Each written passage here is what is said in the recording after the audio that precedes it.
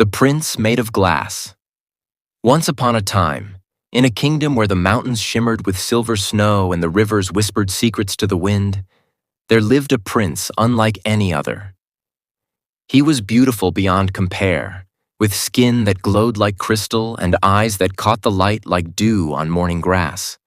But what made him extraordinary was also what made him cursed. Prince Corwin was made entirely of glass. No one knew how it came to be. Some whispered that his mother, Queen Alara, had made a bargain with a mirror spirit, trading her unborn child's humanity for the promise of eternal beauty. Others said he was a blessing from the Sky King, born of lightning and starlight. But the truth, like many truths in fairy tales, was known only to a few. And to Corwin himself, it was simply the way he had always been. He could not play with the other children in the gardens, for even a stumble could shatter him. He could not embrace his parents, for fear his delicate body would splinter.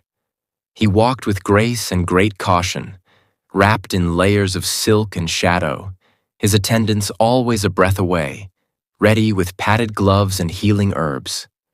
Though the kingdom adored him and marveled at his radiant form, they also pitied him. "A prince of glass," they murmured. "How can he ever rule? How can he ever love?" Corwin often stood at the highest window of the palace, gazing out at the world he was never allowed to touch.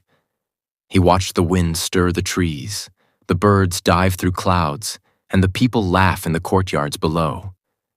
He longed, more than anything, to be part of that world, to feel rain, to climb a hill, to dance without breaking.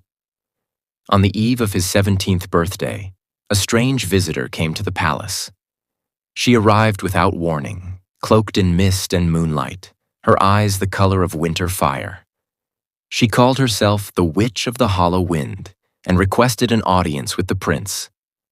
The king and queen hesitated. Strangers bearing magic were rarely to be trusted, but Corwin insisted. She entered the hall with quiet steps and a knowing smile. "Your Highness," she said, bowing low, "I have come with a gift and a warning." Corwin tilted his head, the light catching in the smooth curve of his glass cheek. "What could you possibly give someone like me?" The witch reached into her cloak and drew out a tiny silver box no larger than a plum. "This holds a map," she said, "but it will only reveal itself to you. It leads to the pool of unmaking, where all enchantments can be broken, if you are brave enough to reach it." The king rose. "You will not trick my son into danger. This is sorcery." But the witch smiled softly. "He must choose. Only he can decide what his life is worth." She left the box on a pedestal and vanished in a sigh of wind. That night, Corwin could not sleep.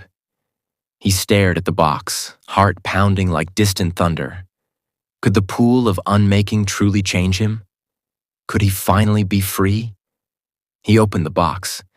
Inside was not a map, but a folded piece of glass, as thin as dragonfly wings. When he breathed on it, ink unfurled across its surface, curving roads, high mountains, and a red dot pulsing like a heartbeat. The pool. By dawn, Corwin had made his choice. He slipped away from the palace with nothing but a cloak, a walking staff padded in velvet, and the map that shimmered in the moonlight. He left a note behind. "Forgive me. I must know what I am truly made of." Corwin traveled far, farther than any glass prince had ever gone. The world was both cruel and beautiful. The air was sharp and wild. Stones crunched beneath his boots like bones. People stared wherever he passed, some in awe, others in suspicion. A boy made of glass drew whispers and questions, but no one dared touch him. In a village nestled between two hills, he met a girl named Marla, who wore boots patched with gold thread and sang to the sheep like lullabies. She offered him shelter and stew and asked no questions about the way the firelight gleamed through his skin. "You're far from home," she said one night. "Running from something?" "No, Corwin said. I'm running towards something. I want to be real. Marla looked at him with gentle eyes. You already are. But Corwin only smiled. Kind words couldn't stop a shard from forming in his heel if he stepped too hard. When he left, she gave him a compass that always pointed toward one's greatest hope. For when you forget the way, she said. He carried it close to his heart. The map led him next through the forest of iron trees, where the branches clanged like bells and the leaves rang like chimes. The forest was said to trap travelers in echoes of their own fears. At first, all was still. But as Corwin walked deeper, he began to hear whispers, fragments of voices from his past. Fragile thing, can't even touch the world. What kind of ruler can bleed with broken glass?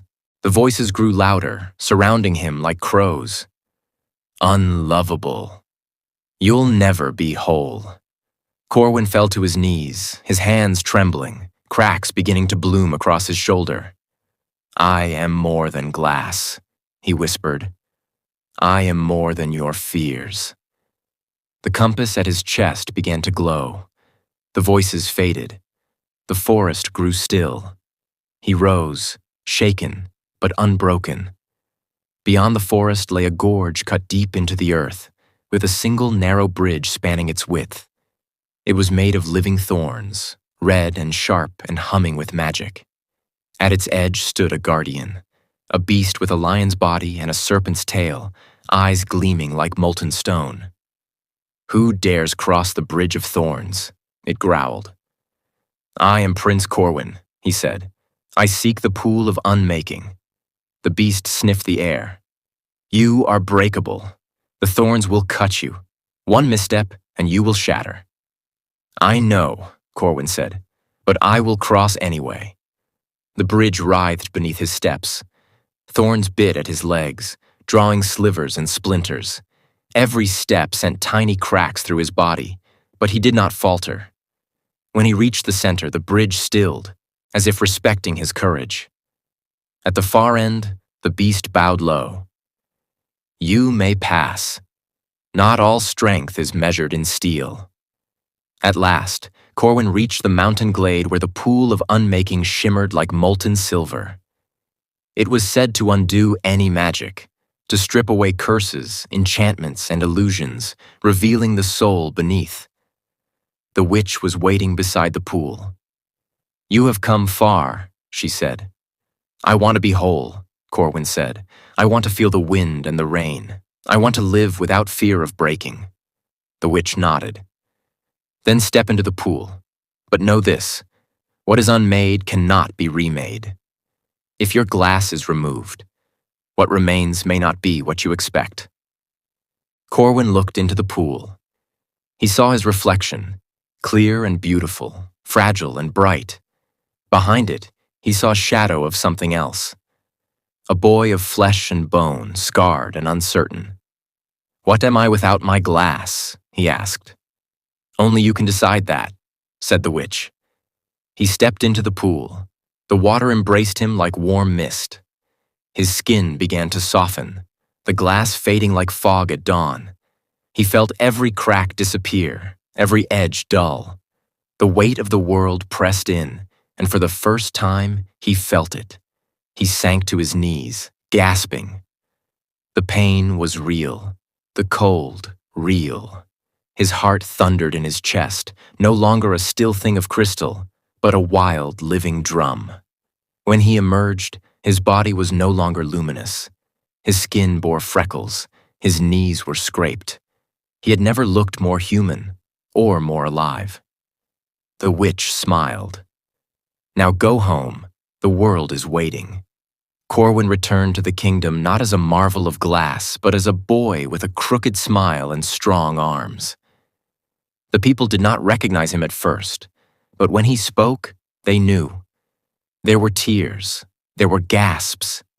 The king and queen wept openly, holding their son for the first time without fear. My son, the queen whispered, touching his cheek, so soft, so warm. Is it truly you? asked the king. Yes, said Corwin. At last, it is. Some mourned the beauty he had lost. Others feared the magic that had undone him. But most saw the fire in his eyes, the strength in his step, and they understood. Corwin ruled not as a prince of glass, but as a king of flesh and heart. He walked the gardens barefoot. He danced in the rain. He embraced every soul who needed comfort and listened to every story with the patience of someone who once stood on the outside. And though he was no longer made of crystal, the people said he still shone, not with magic, but with the light of someone who had chosen to be whole.